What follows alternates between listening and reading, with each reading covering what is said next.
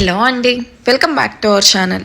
ఈరోజు స్టోరీ అందాల రాక్షసి సీజన్ 2 ఎపిసోడ్ 127. ఇక స్టోరీ ఏంటో చూద్దామా? పదండి వెళ్దాం.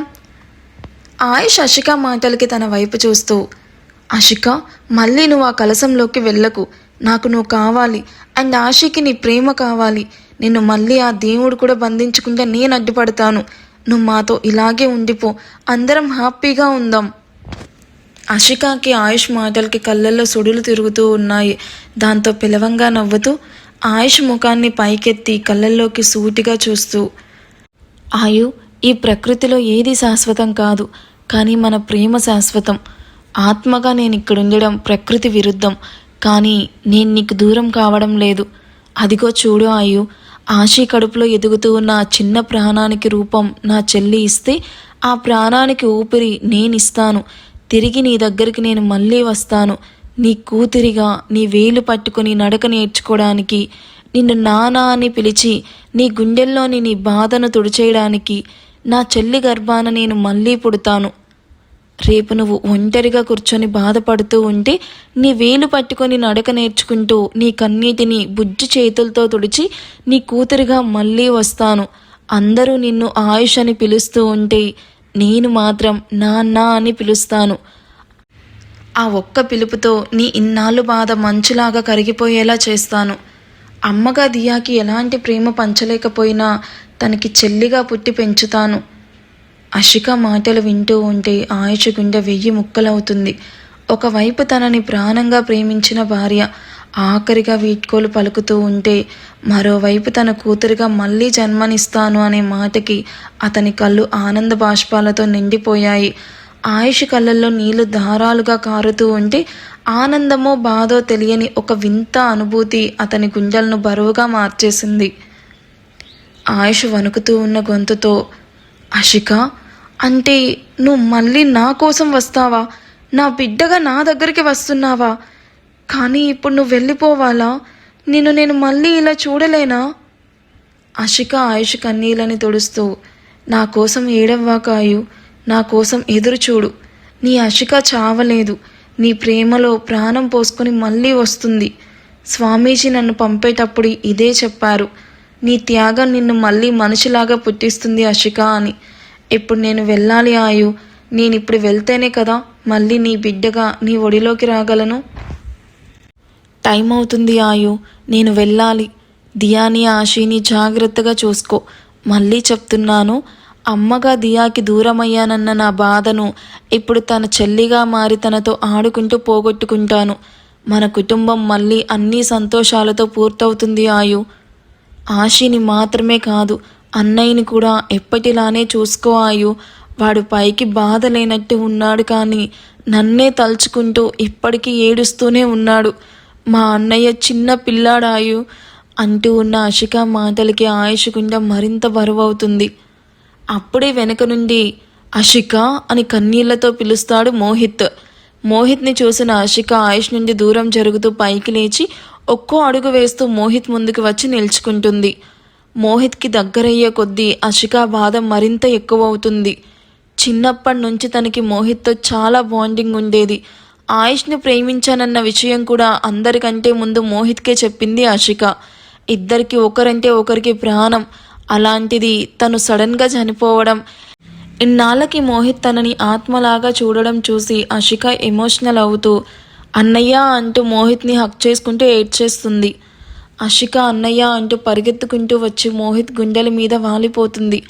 మోహిత్ అషికాను గట్టిగా పట్టుకున్నాడు, కానీ అతనికి తెలుసు తను తాకుతున్నది ఆశీ శరీరాన్ని, కానీ అషిక టచ్ని ఫీల్ అవుతున్నాడు. అషిక ఏడుస్తూ, అన్నయ్య, ఐఎమ్ సారీ.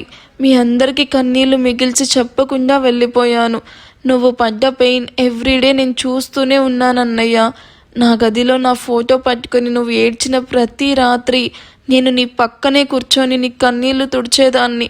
కానీ నా చేతుల స్పర్శ నీకు తెలిసేది కాదు, అలాగే నా గొంతు కూడా నీకు వినిపించేది కాదు. నేను నిన్న అలా చూసి ఎంతలా విలవిలలాడిపోయానో తెలుసా?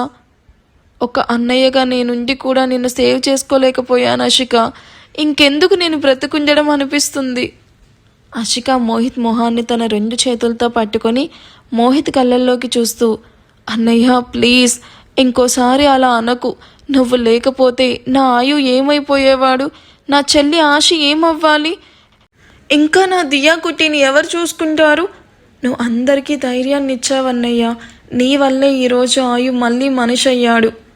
అన్నయ్య నాకు టైం అవుతుంది, నేను వెళ్ళాలి అని వదలకుండా గట్టిగా పట్టుకొనున్న మోహిత్ని చిరునవ్వుతో వదిలించుకొని వెనకే తన వైపు కన్నీళ్లతో చూస్తూ ఉన్న విక్రమ్ నిషాన్లని కూడా హక్ చేసుకుంటూ, నిషా నీతో నాకు బాండింగ్ లేకపోయినా నువ్వంటే నాకు చాలా ఇష్టం అంటూ నిషాన్ తల నిమురుతూ దూరంగా జరుగుతుంది.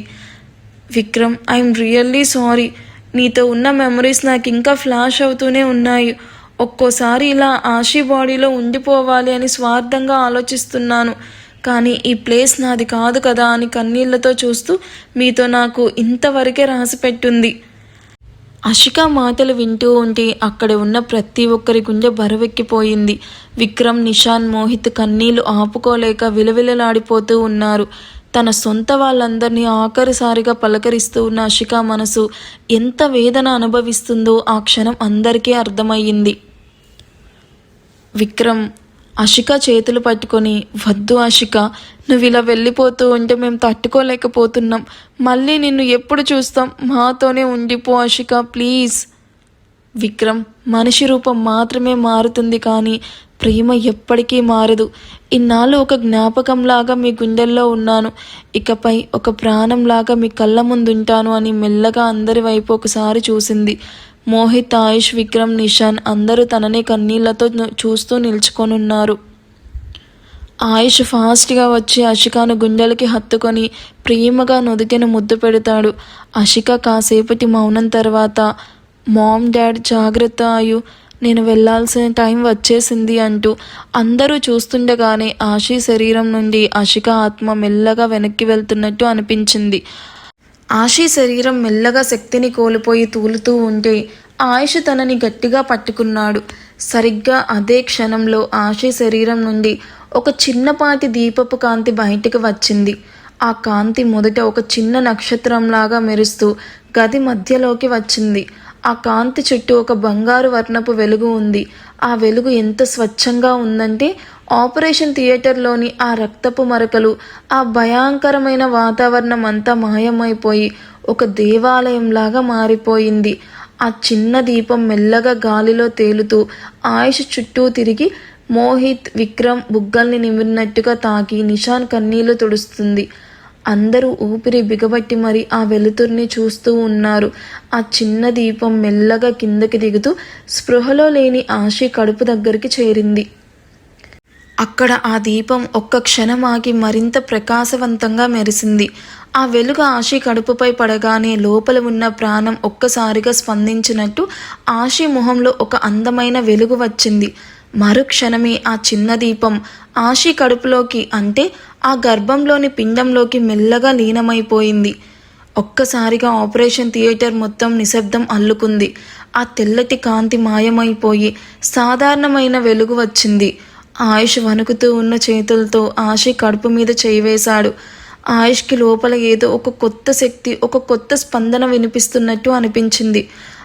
ఆయుష్ కళ్ళల్లో నుంచి నీళ్లు కారుతూ ఉన్నాయి, కానీ అవి ఇందాకటిలాగా బాధతో కాదు, తెలియని సంతోషంతో వస్తున్నాయి. అందరిలాగే ఆయుష్ కూడా అషికాతో తన ప్రేమ కథ ముగిసిందేమో అనుకున్నాడు. కానీ ఆ ప్రేమ చావుని జయించి ఆత్మగా మారి మళ్ళీ ఒక పసి ప్రాణంగా తన కోసం తిరిగి వస్తుంది. ఆయుష్ కళ్ళు తుడుచుకుంటూ ఆశి మొహాన్ని చూస్తూ ఉన్నాడు. అప్పటి వరకు గదిలో ఉన్న భయంకరమైన నిశ్శబ్దాన్ని చీల్చుతూ ఆశి మెల్లగా కళ్ళు తెరిచింది. కళ్ళు తెరిచి చుట్టూ చూస్తూ ఉన్న ఆశికి ఎదురుగా ఆయుష్ కళ్ళల్లో నీళ్లతో తననే చూస్తూ ఉండడం, పక్కనే మోహిత్, విక్రమ్, నిషాన్ ఆశ్చర్యంగా ఆనందంగా నిలబడి ఉండడం చూసి తనకి ఏమీ అర్థం కాలేదు. కానీ తన కడుపు మీద ఉన్న ఆయుష్ చేతిని చూడగానే తన ముఖంలో ఒక అందమైన నవ్వు విరిసింది. మోహిత్, విక్రమ్లను చూడగానే ఆశి ఏడుస్తూ అన్నయ్య అంటూ హక్ చేసుకోగానే ఇద్దరు కూడా ఆశిని మరింతగా పొదుముకుంటూ ఏడ్చేస్తారు.